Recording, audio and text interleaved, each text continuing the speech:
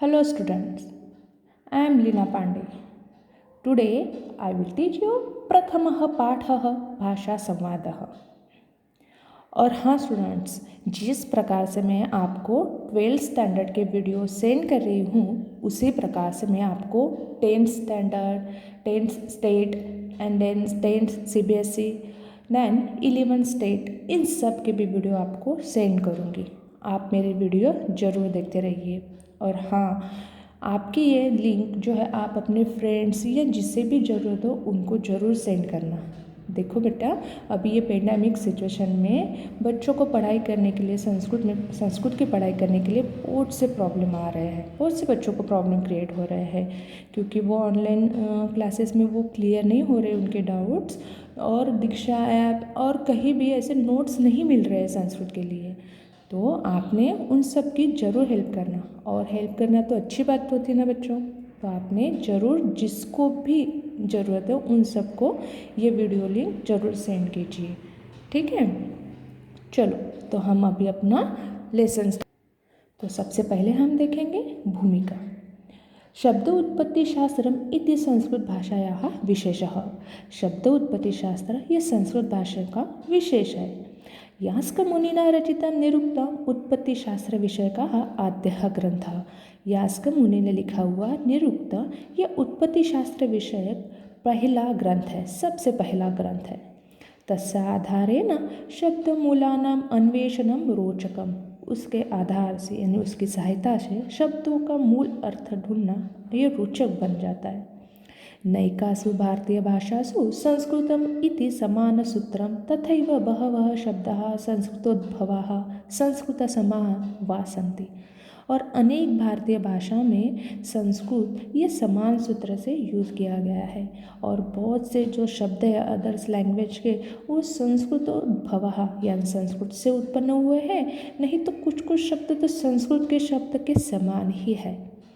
अतः संस्कृत सहाय्येन भारतीय भाषाः समलंकृताः, और इसलिए तो संस्कृत की सहायता से भारतीय भाषा ये अलंकृत हुई है। शब्दानां मूलार्थ प्रतिपादनम एव भाषानां वैभवम् इति दर्शितम् अस्मिन् पाठे। शब्द का मूल अर्थ प्रतिपादन करना यही भाषा का वैभव होता है, यही इस पाठ में दर्शाया गया है। अनेन कल्पितेन भाषा संवादेन भारतीय भाषासु सामंजस्यम वर्धित। इस कल्पना से, इस भाषा संवाद से भारतीय भाषाओं में सामंजस्य है वो बढ़ते ही जाएगा, ठीक है। Good, very good. Now see first passage. पुरा किल परस्परं विवदमानाः भारतीय भाषायाः सर्वाः देवीं सरस्वतीं जग्मुः। पूरा किल यानी पहले, परस्परम विवदमाना आपस में विवाद करते हुए भारतीय भाषा, जितनी भी भारतीय लैंग्वेज है, इंडियन लैंग्वेज, सब जन आपस में विवाद कर रही थी, कलह कर रही थी। फिर वो सब जन देवी सरस्वती के पास जाती है और सर्वाः ताम उजु, और सर्व भाषा उनको बोलती है। यानी भारतीय भाषाओं में आपस में विवाद हो रहा है और सब वो देवी सरस्वती के पास जाती है और उन्हें बोलती है, देवी कानु अस्मासु श्रेष्ठा, हम सब में सर्वश्रेष्ठ कौन है। तदा सरस्वती तहा उवाच, तब सरस्वती उन्हें बोलती है, आसेतु हिमाचलम भारते विराजमानाः यूयं सर्वाः भाषाः श्रेष्ठाः। आ सेतु, सेतु यानी हमारा जो साउथ वाला पॉइंट है वहाँ से, सेतु यानी श्री राम ने जो सेतु बांधा हुआ है वहाँ से, यानी साउथ वाले जो पॉइंट से लेके हिमाचल तक, हिमालय तक यानी नॉर्थ तक, साउथ से लेके नॉर्थ तक भारत में जितनी भाषाएं विराजमान है, यम तुम सब भाषाएं सर्वश्रेष्ठ हो। सर्वाहा अवदन, सब जन बोलने लगे, कथम एतत् शक्यम, ये कैसे शक्य हो सकता है, ये कैसे पॉसिबल है। तदा सरस्वती उवाच, तब सरस्वती उन्हें बोली, भवतीषु प्रत्येकं भाषा आत्मस्थितान् सर्वान् शब्दान् आभायतु। आप सब जन आपकी लैंग्वेज में जो भी शब्द है वो बोलना स्टार्ट करो, उन्हें आह्वान करना स्टार्ट कर दो। अथ सर्वभाषाणां कोशगताः शब्दाः तत्र सम्मिलिताः। इस प्रकार से सब भाषाओं के जो कोशगत जो भी शब्द है वहाँ सम्मिलित हो गए। तदा सरस्वती उवाच, तब सरस्वती उन्हें बोली, शब्दाः सर्वदा अर्थपूर्णा भवेयुः नैव अर्थहीनाः। शब्द जो होते हैं वो हमेशा अर्थपूर्ण होने चाहिए, न कि अर्थहीन। शब्द रूपम नाम भाषायाः शरीरम अर्थ रूपम च आत्मा। शब्द रूप जो होता है वो भाषा का शरीर होता है और अर्थ रूप वो उनकी आत्मा। यथा यत्र मनः रमते सह रामः। जिस प्रकार से जहाँ मन रमन होता है वो राम है। यह अबोधयत सह बुद्धः। जो समझ में आते वो बुद्ध है। चारुः वाक् यस्य सः वा चार्वाकः। जिनकी वाणी चारु में सुंदर मीठी है, जिनकी वाणी सुंदर है मीठी है वो चार्वाक है। या सततम अग्रे गच्छति सा गंगा। जो हमेशा आगे ही आगे बढ़ती रहती है वो गंगा है। इति आदय इत्यादि। अत्रांतरे संस्कृतभाषायाम् अमरकोशादय नैके कोशाः अपि तत्र सम्मिलिताः। उसके बाद संस्कृत भाषा के जो अमर कोश है वहाँ वो कोश वहाँ सम्मिलित हो गए, वहाँ आ गए। तेषु शब्दानां पर्यायशब्दानां नाम समानार्थक शब्द उपलब्धाः। उनमें ये जो शब्द है इनके पर्यायवाची शब्द समानार्थक शब्द यानी सिनोनिम्स वहाँ उपलब्ध थे, उनमें उपलब्ध थे। सरस्वती पुनः वदत्। सरस्वती फिर से बोले, पर्याय शब्दानां मूलार्थाः अपि चिन्तनीयाः। यथा वृक्षः इति शब्दस्य विविधाः पर्यायशब्दाः सन्ति। सरस्वती बोली कि पर्यायवाची शब्द के मूल अर्थ के बारे में भी आपको सोचना चाहिए। जिस प्रकार से फॉर एग्जाम्पल वृक्षः, इस शब्द के विविध पर्यायवाची शब्द है, बहुत से पर्यायवाची शब्द है। फॉर एग्जाम्पल पादपः, पादे ही पिबते इति यानी पैरों जाना जो पानी पीते हैं वो। देखो बच्चों, पादपः मीन्स वृक्ष। वृक्ष के पैर क्या होते हैं, उनके जो रूट्स होते हैं वो उनके पैर होते हैं और वो रूट्स के द्वारा ही पानी पीते हैं, ठीक है। इसलिए पैरों द्वारा जो पानी पीते हैं वो पादपः।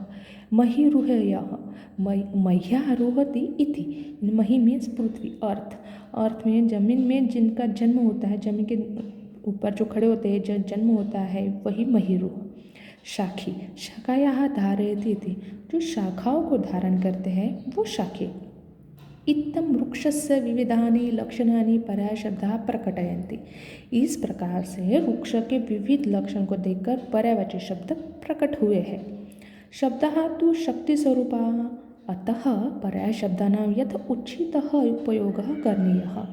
शब्द जो होते हैं वो शक्ति स्वरूप होते हैं, अतः पर्यायवाची शब्द का जैसे उचित उपयोग ही करना चाहिए। अब सेकंड पैसेज स्टार्ट करते हैं बच्चों। सिद्ध सर्वाः भाषाः ऊचुः, फिर सब भाषाएं बोलने लगी। अस्मदीयाः खलु एते शब्दाः, हमारे इसमें तो ये शब्द है। विहस्य देवी उवाच, हंसकर देवी बोले, आम भवतीषु सर्वासु भाषासु समान सूत्र वर्तते। हाँ सही में आप सब लैंग्वेज में समान सूत्र यानी फॉलो किया गया है। तत्किमिति अन्वेष्टव्यम, वो क्या है ढूंढो जरा। सर्वाः भाषाः चिंतनमग्नाः अभवन्, सब भाषाएं सोचने लगी। अत्रांतरे मार्जानम् अनुधावम् एकः कुक्कुरः तत्र आगच्छति। उसके बाद सब भाषाएं सोच रही थी। फिर उसके बाद एक बिल्ली के पीछे दौड़ता हुआ एक कुत्ता वहाँ से गया, यानी वहाँ आया। मराठी भाषा वदती मांजरः, यानी बिल्ली आगे और पीछे कुत्ता वहाँ दौड़ते हुए आ गए।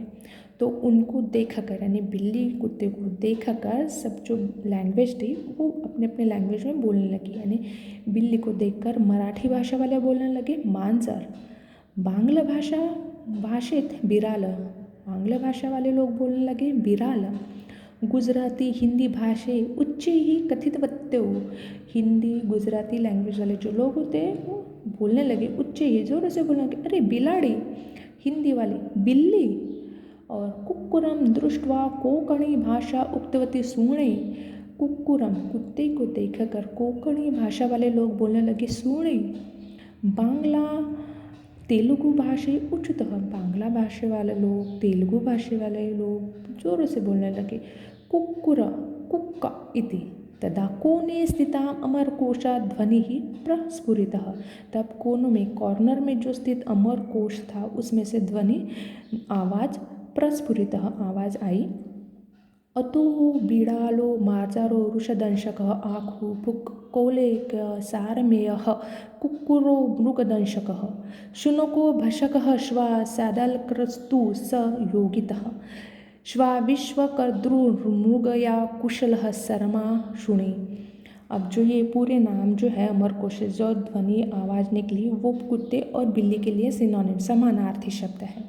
अब जैसे देखो, ओतुहु मीन्स बिल्ली, बिड़ालह मीन्स बिल्ली, मार्जारह बिल्ली, कृषकदंशः बिल्ली, आखू यानी चूहे को खाने वाली बिल्ली, ये पूरे कैट के सिनोनिम्स हैं। और इसके नीचे वाली लाइन में कौले के सारमेय कुक्कुर मृगदंशक ये डॉग के सिनोनिम्स हैं। ये डॉग कुत्ते के समानार्थी शब्द है। उसी के साथ साथ शुनकः भषकः श्वा सैदलकर अलर्कः ये और श्वा विश्वक कुशल शर्मा शुनि, ये जो पूरे जो शब्द है इस श्लोक में जो दिए हुए वो सिनोनिम्स हैं। तदा संस्कृतेतरभाषाः अमरकोशस्थशब्दानां निजशब्दैः साम्यं दृष्ट्वा चकिताः अभवन्। संस्कृत लैंग्वेज छोड़कर जो अदर्स लैंग्वेज वाले जो थे वो अपनी भाषा के जो शब्द थे वो उसका सिनोनिम्स देखकर वो सब मैच हो रहे थे, वो देखकर सब चकित हो गए, सब लैंग्वेज चकित हो गई। फिर सरस्वती उवाच, सरस्वती उन्हें बोली, चिन्तयतु किल, सोचो जरा, संस्कृतेतर शब्देषु कुत्रचित् वर्णानां क्रमः विपर्यस्तः, कुत्रचित् वर्णः लुप्तः, कुत्रचित् नूतनवर्णाः आगताः, किन्तु समानसूत्रत्वं तथैव। सरस्वती उन्हें बोले, सोचो, संस्कृत के अलावा जो भी शब्द है वहाँ क्या हुआ है, कुछ शब्दों का वर्ण का जो है क्रम विपर्यस्त आगे पीछे हुआ है, कुत्रचित वर्णः लुप्तः, कुछ शब्दों में वर्ण ड्रॉप हो गए हैं, कुत्रचित नूतन वर्ण आगतः, कई शब्दों में नए वर्ण का आगम हुआ है, एंट्री हुई है, किंतु समान सूत्रतम तथा, लेकिन सब में समान सूत्र फॉलो किया गया है। चिंतन मग्नासु सर्वासु भाषासु सरस्वती पुनः वदति, सोचने में मग्न सब भाषाओं को सरस्वती फिर से बोली। निरुक्तकारेण यास्काचार्येण निरुक्त ग्रंथे निरूपितम अस्ति, निरुक्तकार जो यास्काचार्य है उन्होंने अपने निरुक्त ग्रंथ में निरूपित यानी कह कर गए हैं, वर्णागमो वर्ण विपर्यः च द्वौ च अपरो वर्ण विकार नाशो च धातोः तदर्थतिशय योगः तदुच्यते पंचविधः निरुक्तम। और कि वर्ण का आगम, वर्ण विपर्याय और इन दोनों की वजह से वर्ण विकार का नाश हो जाना, धातु के अर्थ का अतिरेक होने से उसे योग कहा जाता है, ये जो पंचविध है यही निरुक्त है। इति निर्वचनस्य पंचविधाः सन्ति, और यही निर्वचन के 5 विधाएं हैं। निर्वचन सिद्धान्तस्य अनुसृत्य सर्वेषां शब्दानां निर्वचन भवितुम् अर्हति एव, और निर्वचन सिद्धांत का अनुसरण करके ही सब शब्दों का निर्वचन हो सकता है। अतः एव यास्क मुनि वदति, इसलिए तो यास्क मुनि ने कहा गया है, न तु एव न निब्रूयात्, और ये यहाँ नहीं है, ऐसा भी नहीं है, और ये स्पष्ट नहीं है, ऐसा भी नहीं है। सर्वाः भाषाः तां पप्रच्छुः, सब भाषाएं उन्हें बोलने लगी, किम नाम निर्वचनम, ये निर्वचन क्या है, काच तस्य आवश्यकता, इसकी जरूरत क्या है। इति सरस्वती जगाद, सरस्वती उन्हें बोली, निशेषेण वचनम निर्वचनम इति उच्यते। निशेषेण वचनम यानी सब कुछ बोलना, निशेष कुछ भी छोड़ना नहीं, सब कुछ पूरा बता देना, उनका अर्थ यही, इसे ही निर्वचन कहा जाता है।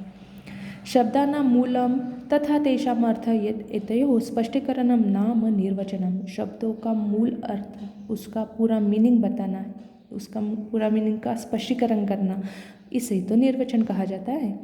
स एव निरुक्त ग्रंथस्य प्रतिपाद्य विषयः, और वही तो निरुक्त ग्रंथ का मेन सब्जेक्ट है, प्रतिपाद्य विषय है।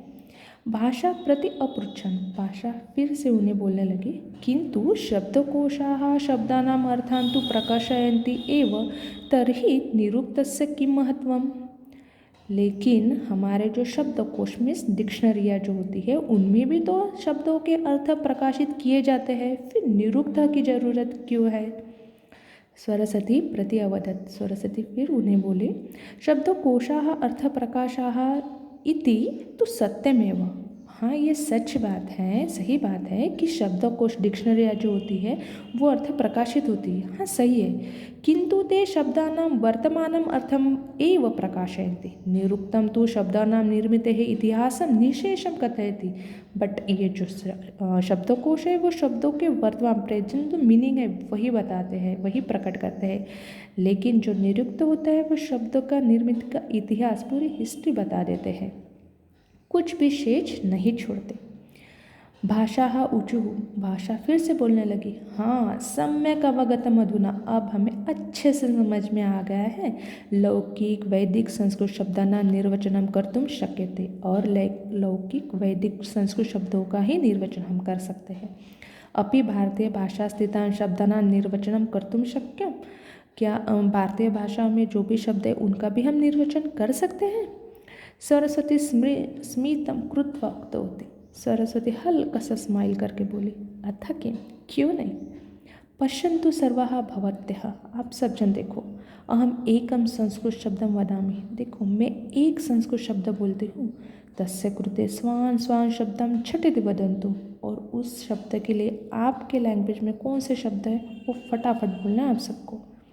सरस्वती बोलती है, भ्रमरः, तदा भाषाः भ्रमरवाचकैः शब्दैः युगपदं गुंजनं चक्रुः, तब सब भाषाएँ भ्रमरवाचक जो शब्द है अपने लैंग्वेज में वो बोलना स्टार्ट कर देती है, वो गुंजन करने लगती है। मराठी भाषा वाले लोग बोलते हैं भूंगा, गुजराती वाले बोलते हैं भमरो, बांग्ला भाषा वाले भ्रमर, पंजाबी बोलते हैं भरिंग, कश्मीरी लोग बोलते हैं भूमरो, पाली भमरो, हिंदी वाले बोलते हैं भंवरा, असमिया लोग बोलते हैं भूमोरा, तेलुगु वाले लोग बोलते हैं भ्रमरमु, और उड़िया बोलते हैं भंवर। सरस्वती पुनः वदति, सरस्वती फिर से उन्हें बोलती है, शब्दानां मूलार्थ प्रतिपादनम एव भाषायाः वैभव, शब्दों का मूल अर्थ प्रतिपादन करना ही तो भाषा का वैभव होता है। और नित्यम भ्रमति एव अयम अतः भ्रमरः, और वो हमेशा भ्रमर करते रहता है, भ्रमण यानी इधर उधर घूमते रहता है, इसलिए तो उसे भ्रमर कहा जाता है। और भ्रम इति धातु उत्पन्न अयम शब्द, और भ्रम इस धातु से यह शब्द उत्पन्न हुआ है। अधुना अवलोकयन्तु सर्वान् एतान् शब्दान्, अब सब जन ये पूरे शब्दों को देखिए। निर्वचन सिद्धांतेन स्पष्टतया अवगम्यते यत् शब्दस्य क्व मूलम्, निर्वचन इस सिद्धांत से हमें स्पष्टतया अवगम्यते समझ में आता है कि शब्द का मूल अर्थ क्या है। कीदृशः च विन्यासः, उसका विन्यास किस प्रकार से हुआ है। कुत्र समानता, कहाँ कहाँ उसकी समानता है। किमु भेदः, कहाँ कहाँ भेद है, डिफरेंट है। तर्कयन्तु सम्यक्, जरा सोचो इसके बारे में, अच्छे से सोचो। इयं सर्वाः भगिनी भावं भजत्वे, आप सब जन भगिनी भाव से रहना चाहिए, सिस्टर के समान रहना चाहिए। न कापि श्रेष्ठा कनिष्ठा वा, आप में ना कोई श्रेष्ठ है ना कोई कनिष्ठ है। यदा यदा एतादृशः सम्भ्रमः अहंभावः वा युष्माकं मनसि उद्भवेत् तदा तदा युष्माभिः शब्दानां मूलं प्रति गन्तव्यम्, और जब जब इस प्रकार का संभ्रम या अहंभाव आपके मन में उत्पन्न होगा तब तब आप सब ने इस शब्द के मूल अर्थ के प्रति जाना, गंतव्यम वहाँ जाना, मूल अर्थ के बारे में सोचना। सरस्वत्याः वचनं श्रुत्वा सर्वाः भारतीयभाषाः भगिनी भावम् अवगम्य संवादयितुम् उद्यताः, और सरस्वती का ये वचन सुनकर सब भारतीय भाषाएं भगिनी भाव, सिस्टर के समान अवगम्य समझकर एक दूसरे के साथ संवाद करने के लिए उद्युत हो गई। ठीक है, okay student, understood, very good. देखो इसमें भी आपको कुछ डाउट है तो आप कमेंट बॉक्स में ज़रूर भेजना। और हाँ, ये लिंक जो है वो सब आपके फ्रेंड्स और जिनको भी ज़रूरत है उनको सेंड करना, शेयर करना। ओके, चलो बाय बच्चों, goodbye, have a nice day, bye बेटा, बाय।